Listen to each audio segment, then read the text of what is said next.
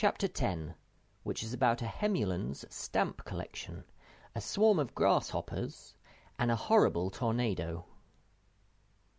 When Sniff woke up next day, the first thing he said was, "It's coming tomorrow."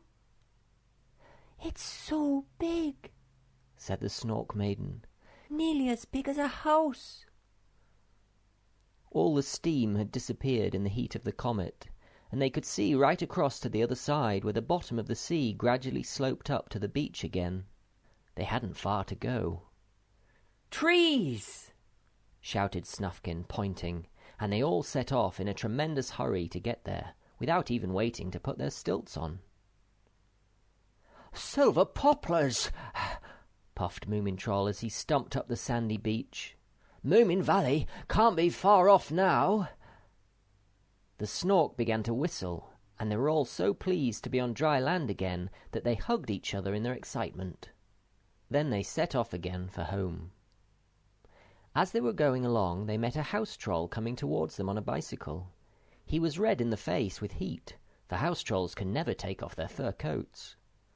On the carrier he had 2 or 3 suitcases, and packages and parcels of all kinds dangled from the handlebars. On his back sat a baby house troll in a bag. "Are you leaving?" shouted Sniff.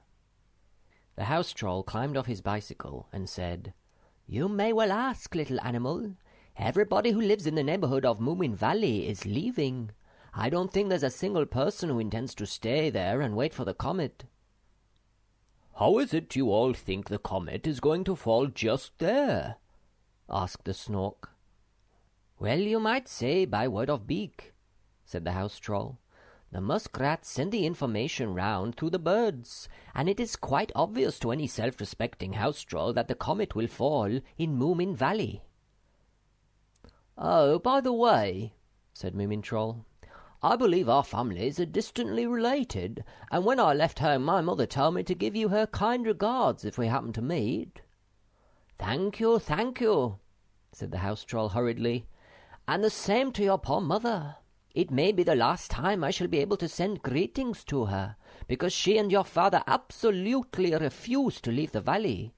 They said they had to wait until you and Sniff got back." "Oh, then we had better hurry," said Moomin Troll in a worried voice. "If you go past the post office, will you please send a telegram home saying that we're on the way and coming as fast as we can? Make it a greetings telegram, please." "Yes, I'll do that," said the house troll, climbing onto his bicycle. "Well, goodbye, and may the protector of all house and Moomin Trolls watch over you."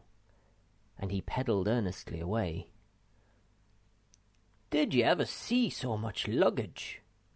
said Snufkin, "and the poor chap was quite exhausted. Oh, isn't it wonderful not to own anything?" And he threw his old green hat up gaily in the air. "I don't know about that," said Sniff, gazing lovingly at his little jewelled dagger.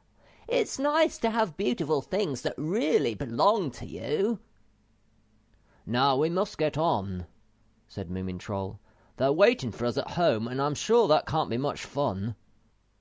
On the way they met crowds of fleeing creatures, some walking, some driving, some riding, and some even taking their houses with them on wheelbarrows. They all kept glancing fearfully at the sky, and hardly anyone had time to stop and talk. "It's strange," said Moomin Troll, "but it seems to me that we aren't as afraid as any of these people, although we're going to the most dangerous place of all, and they're leaving it." "That's because we are extremely brave," said Sniff. Said Moomin Troll. "I think," he mused, "it must be because we've sort of got to know the comet. We were the first ones to find out that it was coming. We've seen it grow from a tiny dot to a great sun. How lonely it must be up there, with everybody afraid of it." The Snork Maiden put her paw into Moomin Troll's. "Anyway," she said, "if you're not afraid, I'm not either." Soon they stopped by the wayside to have lunch, and there sat a Hemulan with a stamp album on his lap. All this fuss and rush," he was muttering to himself. "Crowds of people everywhere, and not one of them can tell me just what it's all about." "Good morning," said Moomin Troll. "I suppose you aren't by any chance a relation of the Hemulin we met in the Lonely Mountains? He collected butterflies." "Oh, that must have been my cousin on my father's side," answered the Hemulin. "He is very stupid. We don't even know each other now. I broke off our relationship." "Why was that?" asked Sniff. "He had no interest in anything but his old butterflies," said the Hemulin. "The earth could crack under his feet and it wouldn't bother him." "That's exactly what's going to happen now," said the Snork. "To be precise, at 8:42 tomorrow evening." "What?" said the Hemulin. "Well, as I said, there has been a tremendous fuss going on here. I had been sorting my stamps for a whole week, and all my perforations, watermarks, and so on were in different piles, when what happens? Somebody goes off with the table I am working on. Somebody else snatches the chair from under me. Then the very house disappears. And here I sit with my stamps in a complete muddle, and nobody has bothered to tell me what it's all about." "Listen now, Hemul," said Snufkin slowly and clearly. "It's about a comet that is going to collide with the Earth tomorrow." "Collide?" said the Hemulin. "Has that anything to do with stamp collecting?" "No, it hasn't," said Snufkin. "It has to do with a comet, a wild star with a tail, and if it comes here there won't be much of your stamp collection left." "Heaven protect me!" gasped the Hemulin, and with this somewhat illogical request he gathered up his dress. A Hemulin always wears a dress, nobody knows why. Perhaps they have never thought of trousers, and asked what he should do next. "Come with us," said the Snork Maiden. "We've found a cave where both you and your stamp collection can hide." And that was how the Hemulin joined the party returning to Moomin Valley. Once they had to go back several miles to look for a rare stamp that had fluttered out of his album, and once he had a quarrel with the Snork, who insisted that it was a dispute, though anybody could see that it was a quarrel, about something that somebody had forgotten to do. But on the whole, they got on quite well with the Hemulin. They had left the country road long ago, and reached a great wood of silver poplars and oaks, with a few plum trees dotted about, when Sniff stopped and listened. "Can you hear anything?" he asked. Very, very faintly they heard a whirring, buzzing sound. It came nearer and nearer until they were deafened by the roar. The Snork Maiden held Moomin Troll's paw very tight. "Look!" screamed Sniff. Suddenly the red sky was darkened by a cloud of flying creatures that first sank and then dived straight into the wood. "It's a swarm of grasshoppers!" cried the Snork. They all hid behind a stone and looked cautiously out at the wild green bandits that swarmed in their millions amongst the branches. "Have the grasshoppers gone mad?" whispered the Snork Maiden. "We will eat," chanted the nearest grasshopper. "We are eating," sang another. "We are eating," chorused all the other grasshoppers who were gnawing, tearing, and biting at everything in sight. "It makes me hungry to look at them," said the Hemulin. "This is even worse than the last fuss. I do hope they don't eat stamp albums." "Can any of you see that grasshopper musician who was drinking beer at the dance?" asked Snufkin. "He was the tame meadow sort," answered the Snork. "These are wild Egyptian grasshoppers." It was quite fascinating to see how fast they ate. In a short while the poor trees were naked, not a leaf was left, not even a blade of grass. Moomin Troll sighed. I have heard that grasshoppers always ravage the country before any great catastrophe, he said. What's a catastrophe? Asked Sniff. Well, it's something as bad as it can possibly be, said Moomin Troll, like earthquakes and tidal waves and volcanoes and tornadoes and plagues. In other words, fuss, said the Hemulan. One never has any peace. What was it like in Egypt? Squeaked Sniff to the nearest grasshopper. Oh, short rations, you know, he sang. But look out, little friends. Beware of the great wind. We have eaten, sang all the grasshoppers, and with a burst of chirping and croaking, the whole swarm rose from the bare skeleton of the wood. What dreadful creatures! Exclaimed Snufkin, and the little procession trudged dejectedly on through the silent desolation that the grasshoppers had made. I'm thirsty, wailed the Snork Maiden. Aren't we nearly there yet? Snufkin, do play the higgledy-piggledy song. It's just how I feel now. But the mouth organ is broken, protested Snufkin. There are only a couple of notes that will play at all. Then let's have it with them, said the Snork Maiden, and Snufkin played Hig, Pig, Path, Wig, for, almost, on little, door. I didn't think much of that, said the Hemulan, and they plodded on, their feet more tired than ever. Meanwhile, far off in Egypt, a tornado had been born, and now it was flying on black wings across the desert, whistling ominously as it went, whirling up sticks and straws, and growing blacker and stronger every minute.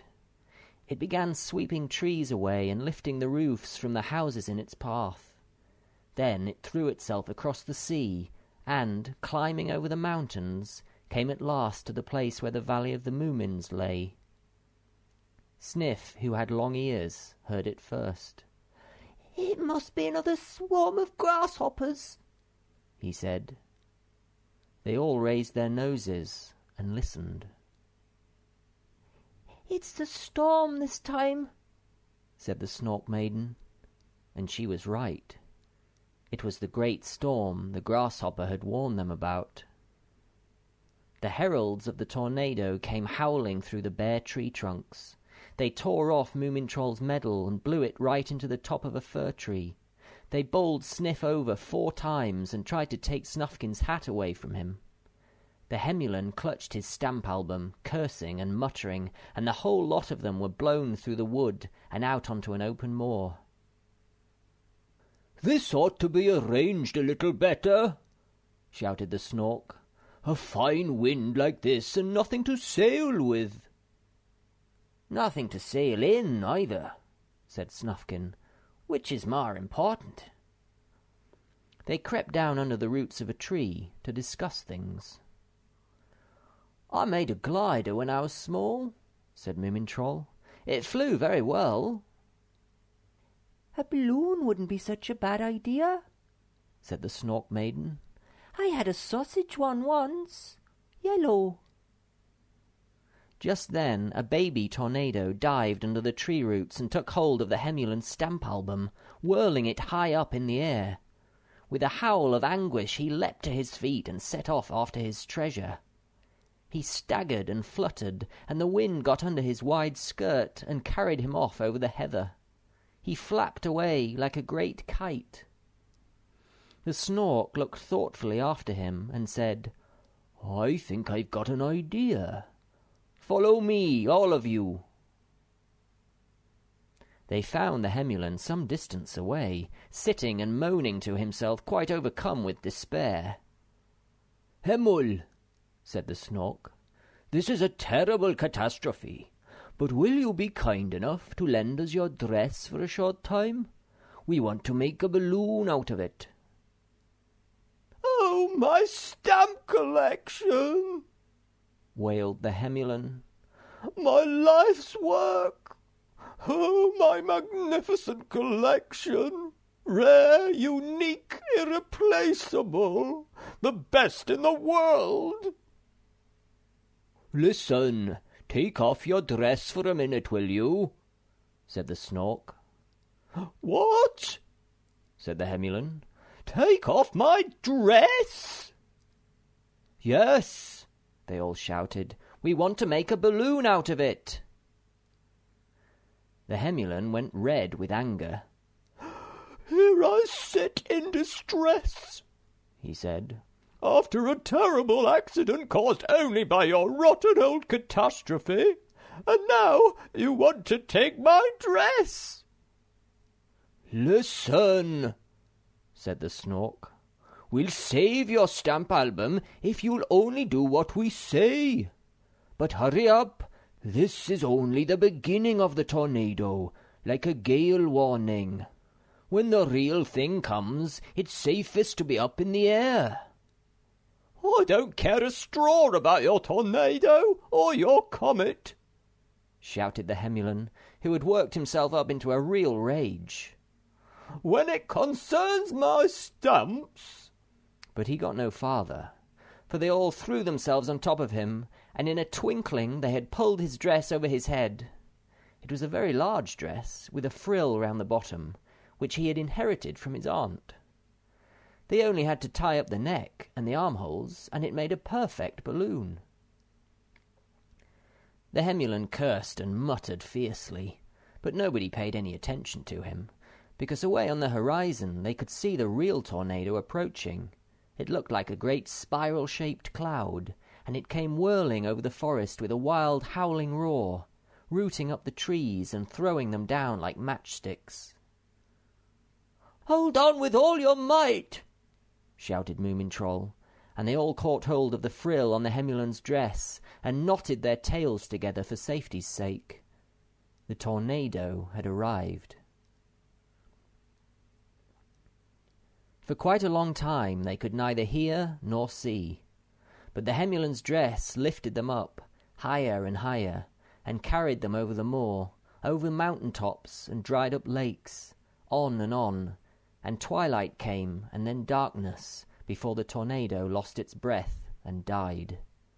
At last they came to rest and found the balloon had hitched itself up in a tall plum tree. "Whoa! Strike me pink!" exclaimed Moomin Troll. "Are you still there?" I'm here, said the Hemulan.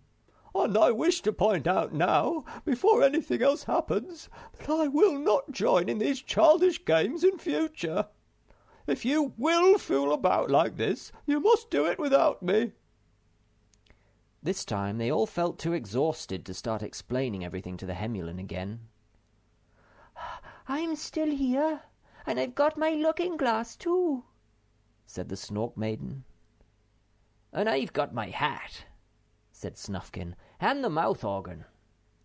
"But my exercise book might be anywhere," said the Snork miserably. "And I had written down everything that has to be done when a comet comes. Now what are we going to do?" "Well, never mind that now," said Moomin Troll. "Where's Sniff?" "Here," piped a feeble voice. "If it really is me, and not some poor bit of wreckage left over by the storm." It's you, all right, said the Hemulan. I'd know your squeak anywhere, and perhaps I could have my dress back now. "Why, certainly," said Moomin Troll, "and thank you for the loan of it." The Hemulan grumbled and puffed as he pulled his dress over his head, but luckily he couldn't see in the dark how the tornado had treated it. They spent the night in the plum tree, very close together, and they were so tired after their journey that they didn't wake up till 12 o'clock the next day.